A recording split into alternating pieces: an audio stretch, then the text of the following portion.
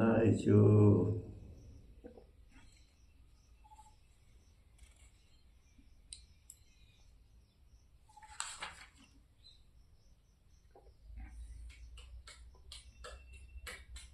नंद गोप कुमाराय। हाँ मैं तो भूल गया। कृष्णाय वासुदेव, ये चालू है आपका जी। कृष्णाय वासुदेवाय देवकी नंदनाय च नंद गोप कुमाराय गोविंदाय नमो नमः।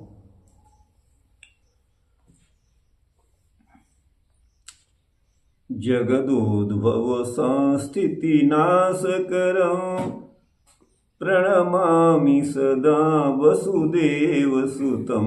जगदोद्भव संस्थिति नाशकरं प्रणमामि सदैव रमारमणं। प्रणमामि सदैव रमारमणं। प्रणमामि सदैव रमारमणं। जगदोद्भव संस्थिति नाशकरं प्रणमामि सदैव रमारमणं। हाँ प्रभु जी, वेदांत दर्शन निम्बार्क भाष्यम सूत्र संख्या 237 एतेन मातरिश्वा व्याख्यातः। एतेन माने इस पूर्व कथन के द्वारा ही, मातरिश्वा माने वायु का भी व्याख्यातः वर्णन कर दिया। अर्थात पूर्व सूत्र में पूर्व सूत्रे यथा आकाशस्य उत्पत्तिर्निगदिता तद्वत् वायुरपि उत्पद्यते। यथा आकाशस्य उत्पत्तिर्भवति तद्वत् वायुरपि उत्पत्तिर्भवति। अतएव भगवता बादरायणेन अस्मिन् सूत्रे वायु उत्पत्ति विषये लिखितमस्ति यत् एतेन मातरिश्वा व्याख्यातः इति सूत्रम। एतेन माने इस आकाश उत्पत्ति के कथन से मातरिश्वा का भी कथन कर दिया। मातरिश्वा नाम वायु का है और माता जो है वो उत्पत्ति का कारण है। पुत्र की उत्पत्ति का कारण माता होती है। जन्य जनक भाव संबंध होता है। उसी तरह से आकाश के अनंतर या आकाश में ही वायु की उत्पत्ति होती है और वायु उस आकाश में ही गमन करता है। मातरी श्वयते गच्छति यह सह मातरिश्वा तुओस्वी गतिवृद्ध्यो। जो अपने मातृस्थानीय आकाश में ही गतिशील रहता है वह वायु मातरिश्वा कहा गया है। तो अनेन माने वियद उत्पत्ति न्यायेन, आकाश उत्पत्ति के न्याय से हमने वायुरपि व्याख्यातः, वायु की उत्पत्ति का भी व्याख्यान समझ लेना चाहिए। ये गुरु भाई है एतेन मातरिश्वा व्याख्यात का बहुत शॉर्ट सूत्रवत ही भगवान भाष्यकार ने इसका भाष्य किया है। एतेन इस आकाशोत्पत्ति के विवेचन से मातरिश्वा माने वायु का उत्पन्न होना भी व्याख्यात समझ लेना चाहिए। उपनिषद में आकाश एवं वायु को अमृत कहा गया है। सैसा अनस्तमिता देवता यद वायु, बृहदारण्यक 1:5-22। अर्थात यह वायु देवता नष्ट होने वाला नहीं है। यह कथन वायु के चिरकाल स्थायित्व के कारण ही है। तैत्तिरीय उपनिषद में आकाश से वायु का उद्भव कहा गया है। अपिच वायु का नाम मातरिश्वा है जो वायु की उत्पत्ति को कहता है। अर्थात मातरी माने आकाश रूप माता में गति करने के कारण ही वायु को मातरिश्वा कहा गया है। तैत्तिरीय उपनिषद में आकाशाद वायु, आकाश से वायु की उत्पत्ति का वर्णन है। अतः अपने उत्पत्ति स्थल आकाश तुल्य मातृतुल्य आकाश में स्वयते माने गच्छति इति मातरिश्वा। ये मातरिश्वा शब्द ही यह अभिव्यक्त करता है कि वायु भी उत्पन्न होने वाला ही तत्व है, पदार्थ है। ठीक गुरु भाई जी। हाँ, अब आगे है असंभवस्तु सतो अनुपपत्ते है। आगे भगवान सूत्रकार व्यासदेव कहते हैं असंभवस्तु सतो अनुपपत्ते, सत पदार्थ की उत्पत्ति असंभव है, क्योंकि उत्पत्ति का ही प्रकरण है। तो अब यहां पर कहते हैं सत जो पदार्थ होता है उसकी उत्पत्ति का प्रसंग ही उपस्थित नहीं होता, असंभव है सत पदार्थ की जो है उत्पत्ति। देखिए मूल रूपेण आपने एक भगवान का नाम सुना होगा, सच्चिदानंद रूपाय विश्वोत्पत्त्यादि, तो उसमें प्रकृति सत है, जीव सत एवं चित्त है। जीव में चित्त धर्म चेतन धर्म नहीं, प्रकृति में चेतन धर्म नहीं है, किंतु जीव सत होने के साथ साथ चित्त भी है। सत उसे कहते हैं जो कालत्रयवर्तिनी सत्ता, जो तीनों कालों में जिसका बाध अभाव न हो, तीनों कालों में जो बराबर रहे, न जिसकी उत्पत्ति न जिसका नाश, उस पदार्थ को सत कहते हैं। तो प्रकृति उत्पन्न नहीं होती इसलिए सत है, जीव उत्पन्न नहीं होता इसलिए सत है, लेकिन सत होने के साथ साथ वह चित्त भी है, चेतन धर्म भी उसमें है, चेतनता जीव में है जो प्रकृति में नहीं है। तो जीव चित्त हो गया। लेकिन जो भगवान परब्रह्म परमात्मा है वो सत माने त्रिकालाबाधित होने से सत्य स्वरूप भी है, माने कालत्रयवर्ती तत्व भगवत तत्व है, उसका कभी अभाव नहीं होता। और इसके साथ ही जैसे जीव चित्त है ब्रह्म भी चित्त है, और वस्तुतः जीव के चित्त का हेतु भगवान के चित्त को कहा गया है ना। नित्यो नित्यानाम चेतनश्चेतनानाम एको बहुनाम यो विदधाति कामान। तो वो जो भगवान है वो सत और चित्त होने के साथ साथ आनंद स्वरूप भी है। वह आनंद जो है यदि कहीं जीव में देखा जा सकता है तो ब्रह्म का ही एक अंश मात्र हो सकता है। परमात्मा आनंद स्वरूप ही है, लेकिन जीव जीव जो है, एक मिनट रुकिए, होकर के अपने स्वरूप। तो ये क्या कह रहा था ना, ईश्वर भी आनंद स्वरूप है। हाँ, आनंद परमात्मा जो है, चला दिया आपने। ईश्वर जो है वो आनंद स्वरूप है, चित स्वरूप भी है और सत स्वरूप भी है।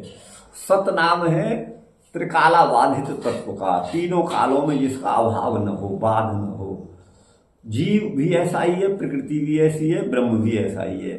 जीव सत के साथ चित्त धर्म वाला भी है और परमात्मा सत और चित्त के साथ आनंद स्वरूप भी है। वो सत स्वरूप भी है और आनंद स्वरूप भी है और चित्त स्वरूप भी है। ये धर्म परमात्मा से कदापि पृथक नहीं हो सकते। जैसे अग्नि से उष्णता, उष्णत्व ही अग्नि का स्वरूप है, ऐसा मानिए। तो उसी तरह से परमात्मा भी ये नित्य सिद्ध ईश्वर जो है वो सतचित और आनंद स्वरूप है। तो ये जो तीनों सत पदार्थ हैं, जीव प्रकृति, और इसीलिए प्रकृति को उपनिषद में अया कहा गया है, जीव को भगवद गीता उपनिषद आदि में अजन्मा अय आदि कहा गया है, और भगवान तो है ही अजन्मा निर्विकार अनादि अनंत। तो वही कहा असंभवस्तु सतः, सत की उत्पत्ति होना असंभव है, क्योंकि अनुपपत्ते है। ये युक्ति के भी विरुद्ध है, श्रुति विरुद्ध तो है ही, लेकिन उपपत्ति से भी युक्तियों से भी यह बात नहीं जमती है कि सतवस्तु का जन्म होता है। सतो ब्रह्मणो असंभवो अनुत्पत्ति। अब यहाँ सत पद से इन्होंने केवल भगवान को लिया है, ब्रह्म को लिया है जी। मैंने सत पद के तीनों ही अर्थ किए क्योंकि तीनों ही सत हैं। तो सतो माने सत स्वरूप ब्रह्म का, असंभव माने उत्पत्ति असंभव है, अनुत्पत्ति रेव। क्यों कि जगत कारणोत्पत्ति अनुपपत्ति। परमात्मा स्वयं जगत का कारण है और उस कारण की कहीं से उत्पत्ति संभव नहीं है, कारण की उत्पत्ति नहीं है। यदि ऐसा मानेंगे, नहीं, जब जगत किसी से उत्पन्न होता है तो जगत को उत्पन्न करने वाला ब्रह्म भी किसी से उत्पन्न होता है। हमारे बाबा के हमारे पिताजी हुए, हमारे पिताजी के हम हुए, हमारे लड़के हैं।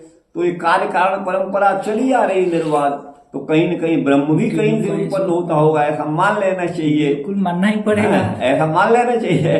तब यहाँ आगे कहते हैं कि आप जो उदाहरण दे रहे पिता पुत्र आदि का, पौत्र आदि का, बाबा आदि का, ये तो लौकिक भौतिक प्राणी है, जन्मने मरने वाले शरीर उत्पन्न होते हैं।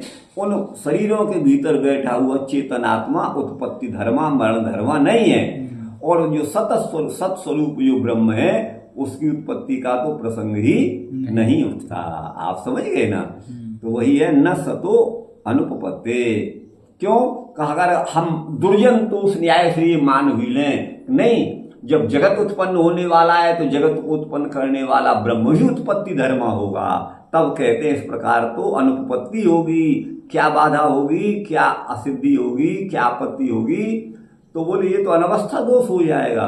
फिर ब्रह्म को उसने उत्पन्न किया, उसको और किसी ने उत्पन्न किया, ये परंपरा कहीं रुकेगी नहीं। इसलिए जो है मूल कारण ब्रह्म ही है। इसलिए इसी बात को भगवान कपिल ने न्याय दर्शन में कहा, मूले मूला भावाद मूलम मूलम, अर्थात मूल का कोई मूल नहीं होता। तो मूल जो ब्रह्म है उसका कोई मूल नहीं होता, ये सांख्य दर्शन का सिद्धांत है। तो जो मूल है, मूल तत्व है, वो अमूल माने अकारणक है, अर्थात उसका कोई कारण नहीं, वह उत्पत्ति धर्मा नहीं, वह किसी का कार्य नहीं। तो जीव का भी कोई कारण नहीं, ना जीव प्रकृति का भी कोई कारण ना कोई कारण नहीं है। वो तो अनादि तत्व है, ये तीनों ही तत्व अनादि है। बिल्कुल। अच्छा, इस बात को हम नहीं कहते। देखो भगवान निम्बार्काचार्य स्वयं कहते हैं अनादि माया, माया को अनादि कहा है। यदि अनादि है तब तो वो ध्वंस वाली भी नहीं हो सकती। आप समझ गए ना? ध्वंस वाली भी नहीं हो सकती। जो अनादि है वो अनंत ही होता, उसका कभी अंत नहीं होता। तो अनादि माया परिक्त रूपम, ये इसमें प्रमाण है। और जीव को तो अजन्मा, अय जो है चेतन, पता नहीं क्या क्या विशेषण दिए गए हैं। और उसी तरह से ब्रह्म की उत्पत्ति का भी प्रश्न ही नहीं उठता। जब जीव उत्पत्ति नहीं, मूल प्रकृति की उत्पत्ति नहीं, तो फिर ब्रह्म की सत्स्वरूप ब्रह्म की उत्पत्ति का तो प्रश्न ही नहीं होता। तो वही इस पर आपका भाव क्या है? हाँ, वो मैंने लगभग बता दिया, यही चीज। हाँ, सत तत्व की उत्पत्ति असंभव है। अनुपपत्ति उपपत्ति माने सिद्धि न होने के कारण। वैदिक वाङ्मय में आकाश और वायु को अमृत कहा गया है, तथापि उनकी उत्पत्ति उपर्युक्त सूत्रों में कही गई है। उसी प्रकार क्या सत पदार्थ भी उत्पत्ति धर्मा है, यह शंका उपस्थित होती है। कालत्रय वर्तनी सत्ता वाला पदार्थ सत कहा जाता है। ठीक गुरु भाई, सत कहा जाता है। मूल प्रकृति सत है, जीव सत एवं चित्त तथा ब्रह्म सत चित्त एवं आनंदमय है। इन तीनों की उत्पत्ति असंभव है। प्रलय वेला में भी इन तीनों की सत्ता श्रुति प्रमाण से ज्ञात होती है। अनेज देकम स्वधया तदेकम, अर्थात प्रलय काल में वह ब्रह्म स्वधा के साथ विद्यमान रहता है। उस समय सृष्टि दशा के समान किसी प्रकार की हलचल नहीं होती। माने प्रलय में स्वधा पद प्रकृति का वाचक है, जिसके दो भेद स्मृतियों में उपलब्ध होते हैं। जीव परा प्रकृति तथा जड़ प्रकृति अपरा नामक प्रकृति है। अपरे मितस्त्वन्याम प्रकृतिम विद्य में पराम जीव रूपाम महाबाहो येदम धार्यते जगत, ये इसमें प्रमाण है। यहां मंत्र में स्वधा पद तृतीया विभक्ति में निर्दिष्ट होने से ब्रह्म की अपेक्षा स्वधा माने प्रकृति का अप्राधान्य सहयुक्ते अप्रधाने अष्टाध्यायी से ज्ञात होता है। प्रकृति एवं पुरुष का नियंता होने से ब्रह्म का प्राधान्य सिद्ध होता है।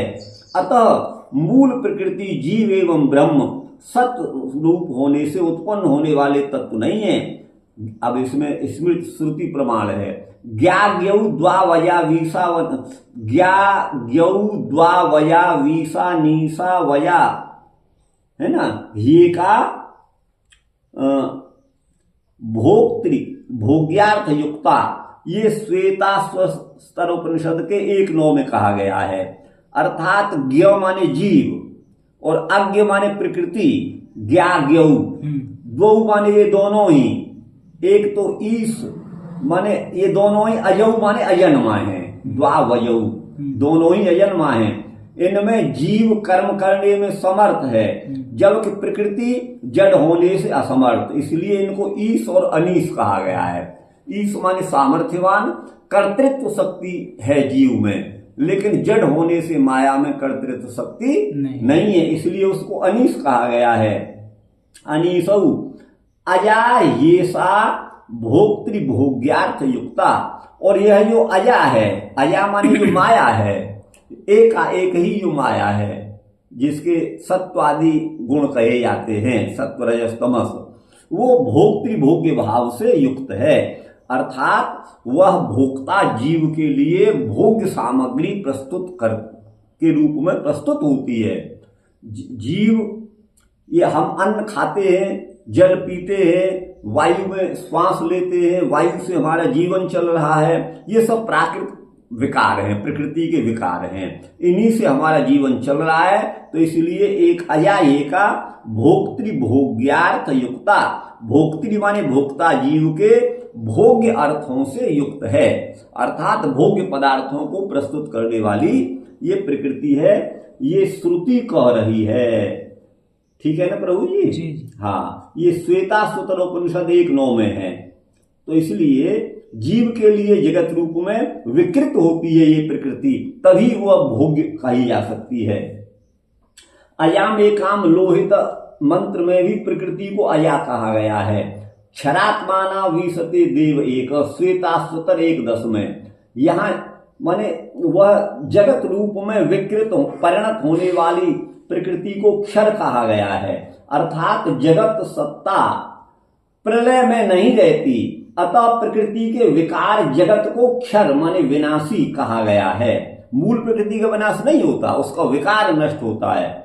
ये संसार मूल प्रकृति सनातन तत्व है, प्राकृत जगत एवं जीवात्मा का एकमात्र नियंत्रक ब्रह्म है, इनका नियंत्रण करने वाला ब्रह्म है।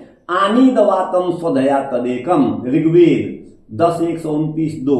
इस मंत्र में भी स्वधा की सत्ता सर्वकालिक मानी गई है, अतः असंभव होने से सत्पदार्थ वाच्य तत्वत्रय उत्पत्ति धर्म वाले नहीं है। तीनों मतलब गुरु भाई बोलिए। नहीं ठीक, इसमें कुछ गलत है? इसमें हम तो वेद का प्रमाण दे के लिख रहे हैं ना, कोई हमारा प्रमाण तो है नहीं भाई, हम किसी बात को वैसे ही नहीं हवा में उड़ा रहे हैं। ये तो हम ऋग्वेद से, कठोपनिषद से, उपनिषदों का प्रमाण देकर ही हम ये कह रहे हैं। यहाँ पर एक मेरा भाव ये है कि जब इन सब इस पर लिख रहे हैं तो फिर गीता जी पर भी और उपनिषद पर भी, जैसे इन सबों का भाव है, आप एक अलग माने वेद के अनुसार लेकर के चलते हैं। इन सब मंत्रों का अर्थ, जैसे इस यही सब मंत्रों का अर्थ कोई कोई दूसरा अर्थ निकालते हैं, दूसरा अर्थ करते हैं। तो जैसे अगर किसी जिज्ञासु को अगर इन सब चीज़ों को जानना होगा, तो जैसे मान लीजिए अगर मैं हूँ या कोई शंकराचार्य के ग्रंथ को पढ़ रहा है, तो फिर वो शंकराचार्य जी के भाष्य गीता जी को पढ़ेगा, फिर उनके भाष्य उपनिषद को पढ़ता है, तो फिर उसमें जो अद्वैत सिद्धांत को प्रस्तुत किए हैं, तो उसके अनुसार से फिर ब्रह्म सूत्र में वैसा वो अनुमान लगाता है, बिल्कुल लगाता है। तो वैसे यदि गीता जी और उपनिषद पे यदि लिखते हैं, देखिए भगवत गीता का लगभग आज से 8-10 वर्ष पहले हमारा प्रवचन है पूरी गीता पर, और वो प्रवचन यही गोपाल दास अभी वृंदावन वर्षों से रह रहे थे, अभी आजकल यहीं रह रहे हैं, तो उसको महीने भर से, तो उन्होंने उसे कहाँ क्या कर दिया या उनके पास है, हम पूछेंगे उसको। महंत जी ने और 2-4 विद्वानों ने सुना था वहाँ पर राम सेवा आश्रम में, तो उन्होंने जो कुछ कहा था वो आप उन्हीं के मुख से सुनिए, हमारे मुख से मत सुनिए। उसमें विशेष रूप से 15वें अध्याय की जो व्याख्या की थी वो हमने अपने अनुसार की थी, अन्य अध्यायों की हमने जल्दीबाजी उनके कहने से उनका जो है हमने जो है व्याख्या करी थी, तो वहाँ वो उपलब्ध है। और वस्तुतः हमारा देखिए अब ये कार्य इतना महान प्रभु की प्रेरणा से हमें ये मिला है मैं क्यों कह कि ये हम कर पाएंगे कि नहीं कर पाएंगे, हम बहुत अल्पज्ञ और तुच्छ हैं। कहाँ इतने इतने बड़े बड़े आचार्य, साक्षात कृत धर्मानिसी, और कहाँ हम एक तुच्छ बिल्कुल बुद्धिहीन सब प्रकार से रहित मतलब एक क्षुद्र व्यक्ति हैं। लेकिन फिर भी जब हमें वेद विरोधी तत्व अन्य भाष्यों में या कहीं ऐसे सिद्धांत दिखाई देते हैं तो ये बात हम सहन नहीं कर पाते हैं, और इसीलिए हम कुछ लिख रहे हैं इस वेदांत दर्शन पर। और भगवत गीता के विषय में तो कुछ लिखने का मेरा विचार पहले था, मैंने कहा उसी को जो मेरी जो है उसमें फ़ोन में है उसी से हम जो है लिखवा देंगे। लेकिन अब मैंने तो पूछा भी नहीं कि कहाँ क्या है, पर उसका वो तो जल्दीबाजी में भी कहा गया था। तो अगर ये संपन्न हुआ तो उसके बाद में हम जरूर ऐसा, प्रभु ने यदि हमारे जीवन को बनाए रखा तो हम जरूर, ऐसा हमारा विचार है। और रही बात ये कि जो आप ये कह रहे हैं कि जो अद्वैतवादी भाष्य जो है द्वैतवादी भी करते हैं, मैं आपके कथन में इतना और जोड़ रहा हूँ, वही बात मेरा भी है। द्वैतवादी आचार्य भी, भेदवादी आचार्य भी यही जोड़ते हैं कि अयम आत्मा ब्रह्म, यह आत्मा ब्रह्म है, तो अहम ब्रह्मास्मि, मैं ब्रह्म हूँ, सर्वम खल्विदम ब्रह्म, यह सारा जगत ब्रह्म ही है, और जो है तत्वमसि, तुम वही ब्रह्म हो। तो अभी एक प्रकरण बस, अभी एक सूत्र की मैं जो व्याख्या लिख रहा था कल और परसों, मुझे बिल्कुल समय नहीं मिला, थोड़ा थोड़ा समय मिला तो 1-2 पेज में लिख पाया, दिन भर गृह कार्य में व्यस्त रहा। तो आप देखते हैं मेरी डायरी भी कितनी बड़ी, इतना भी समय मुझे नहीं मिला कि मैं अपना छोर कर्म भी कर लूँ। तो फिलहाल मतलब जो है मेरा विचार है। और रही आपकी बात एक, जो ऐसे बोधक वचन हैं जिनसे जगत की ब्रह्मता सिद्ध होती है, जीव ब्रह्म ही है, जीवो ब्रह्म ही बना पर, बस मैंने विस्तार के वजह से सभी को नहीं लिखा, केवल जो मुख्य 2 हैं महावाक्य, तत्वमसि और अहम ब्रह्मास, मतलब सर्वम खल्विदम ब्रह्म, इन 2 का विवेचन मैंने अभी अभी सुबह किया है, उसको आप पढ़ सकते हैं। तो लेकिन मैं जो बोल रहा हूँ, गीता जी का जो है लिपिबद्ध होना चाहिए, लिखित में रहना चाहिए। हाँ, वो लिखित में, वो मैं समझ रहा हूँ। और उपनिषद का भी, क्योंकि अभी जैसे आप उपनिषदों का मंत्र जो आप बोल रहे हैं और उसका अर्थ जो आप बता रहे हैं, जो द्वैत सिद्धांत के अद्वैत सिद्धांत के, वो अपने मत अनुसार से उसका भाव लिखे हैं। तो इसीलिए जब आप इस पहलू पे हैं तो फिर उसको भी करेंगे। करने से क्या होगा, अगर ग्रंथ लिख दे रहे हैं, मन ग्रंथ लिखने क्या, ग्रंथ तो लिखा ही है, मन उसके अपने भाव यदि प्रकट कर दे रहे हैं तो भविष्य में यदि आपका शरीर ये नहीं है, ये तो नहीं रहना है, ये तो नहीं है रहना, शरीर नहीं रहेगा, यदि ग्रंथ रहेगा तो उस ग्रंथ के माध्यम से और भी जिज्ञासु जो हैं उसका लाभ उठा सकते हैं। ये मेरा भाव, और कोई बात नहीं है। नहीं, सही बात है, सही। देखिए हमारा जो विचार है वो परम स्वतंत्र विचार है। देखिए हम दयानंद के मत के भी खंडन करते हैं, जहाँ हम जो श्रुतियों से विरोध आता है उनके मत का भी हम खंडन करते हैं, भगवत गीता से विरोध आता है तो हम दयानंद का भी खंडन करते हैं, आर्य समाज का। और शंकराचार्य, निम्बार्काचार्य, रामानुज या रामानंद या वल्लभ, कोई भी आचार्य हो, जहाँ हमें श्रुति से जरा भी विरोध दिखता है, जो आचार्य केवल अपने संप्रदायवाद की सिद्धि के लिए मंत्रों का अर्थ जो है थोड़ा उस मौलिक अर्थ से हट करके करते हैं, अपना मन माना अर्थ करते हैं, तो फिर हमें कुछ कहने के लिए बाध्य होना पड़ता है, क्योंकि थोड़ा सा शब्द ज्ञान प्रभु कृपा से हमें थोड़ा सा मिल गया है, इसलिए हम उसका उपयोग करना चाहते हैं। और सत्य क्या है, इसको जानने के लिए मनुष्य को हमेशा उद्यत होना चाहिए, हमेशा तत्पर रहना चाहिए, क्योंकि अन्य योनियों में ये संभव नहीं है। इसी आशय से कहा गया हमारे आर्ष ग्रंथों में, नचेद इहा वेदित महति विनष्टि, यदि इस मानव जन्म में भी हमने यथार्थ को नहीं समझा, हम संप्रदायवाद के चक्कर में, अपने परिवारवाद के चक्कर में हम अपना जो है अर्थ का अनर्थ करते रहे, तो महति विनष्टि, इतना विनाश होगा, इतना विनाश होगा कि उसकी भरपाई जिंदगी में कभी भी वो नहीं, संभव नहीं है। तो हम इस सिद्धांत के आदमी, आपको बता दें, किसी का खंडन और मंडन हमारा उद्देश्य नहीं है। हम तो वेदानुकूल बात को, स्मृति अनुकूल बात को, भगवत गीता के अनुकूल सिद्धांत को, उपनिषद के अनुकूल सिद्धांत की ही माने हम जो है कथन करना चाहते हैं, कहना चाहते हैं। ये बात है। तो अब आप आगे आइए इसमें, तेजो अतस्तथायाः, तेजो अतः, अतः माने उसके अनंतर, अथवा उस वायु से, उत मातरिस्वा से, तेज माने अग्नि की उत्पत्ति हुई, तथा ही आह, जैसा कि उसी प्रकार से कहा भी गया है। मातरिस्वनस तेजो जायते, मातरिस्वा माने पवन के अनंतर अथवा पवन से तेज की उत्पत्ति होती है। आप देखते हैं जब चूल्हे आदि में आंच बुझ जाती है, शांत हो जाती है, तो फूंक मारते हैं तो वायु के संयोग पा करके वो जल जाती है, आपने देखा होगा। और वन में कहीं आग लग गई और प्रबल पवन का योग उसे मिल गया तो सारे उसमें जंगल में फैल जाती है आग, पता नहीं कहाँ कहाँ फैल जाती है। तो लोक में भी हमें ऐसा लगता है कि निश्चित ही जो है वायु से अग्नि की उत्पत्ति हुई है, अथवा वायु के अनंतर जो है वो इसका उद्भव है, अग्नि का उद्भव है। तेजो अतस तथा ही आह, सूत्र का अर्थ हो गया मातरिस्वनस तेजो जायते, मातरिस्वा माने पवन से अथवा पवन के अनंतर तेज उत्पन्न होता है। बोले क्या प्रमाण, वायु अग्नि इति श्रुते, तैत्तिरीय उपनिषद में वायु से अग्नि का उद्भव बताया गया है, यह श्रुति इसमें प्रमाण है। अब हमने इसमें थोड़ा लिखा है, अतः माने इस वायु के अनंतर, तेज माने अग्नि उत्पन्न होता है, तथा ही आह, इस प्रकार शास्त्र कहता भी है। वायु के पश्चात अथवा वायु से अग्नि उत्पन्न होता है।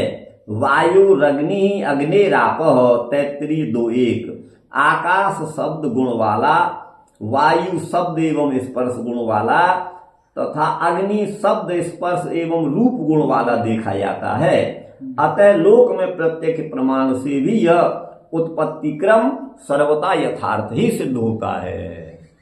ठीक गुरु भाई, अब आप कितना है, आपः तेजस आपो जायन्ते, अग्नि से जल उत्पन्न होता है। शरीर बहुत गर्म हो जाता है ना तो पसीना उससे निकलता है, तो आप समझिए तेज से जल की उत्पत्ति होती है। तेजसः आपो जायन्ते, अग्निराप इति श्रुते, वही तैत्तिरीय 2:1 में अग्नि से जल उत्पन्न होता है। आपः, जल की उत्पत्ति अग्नि से या उसके अनंतर होती है। अग्निराप तैत्तिरीय, इसमें प्रमाण है शरीर में उष्णता की वृद्धि होने पर पसीना उत्पन्न होता है। अतः प्रत्यक्ष प्रमाण भी अग्नि से जल उत्पत्ति को सिद्ध करता है। आपः पृथ्वी अधिकार रूप शब्दांतरेभ्य, नहीं ये पृथ्वी, हाँ पृथ्वी है अभी तो। अद्भ्यो भूर्भवती, जलों से भू माने पृथ्वी होती है, उत्पन्न होती है। ताह अन्नम असृजंत, ता माने उन जलों ने, ये स्त्रीलिंग और बहुवचन अप शब्द की अपेक्षा से है। अप शब्द नित्य ही स्त्रीलिंग भी है और बहुवचनांत भी है। हम शायद आपको बता चुके हैं कि सृष्टि की प्रक्रिया में जल के परमाणुओं की वही भूमिका होती है जो पुत्र की उत्पत्ति में माँ की होती है। माँ स्त्रीलिंग है, इसलिए अप शब्द, उस समय जल के परमाणुओं की संज्ञा अप होती है और वो संख्या में अनंत होते हैं, इसलिए तो बहुवचन है। आपह अपह अद्भि अद्भि अद्भि अपाप, यही रूप चलेंगे, एक वचन दो वचन में नहीं चलेंगे। तो इसलिए तो उनमें बहुवचन का प्रयोग है और वो मातृस्थानीय है, जलीय परमाणु, इसलिए वो स्त्रीलिंग भी है।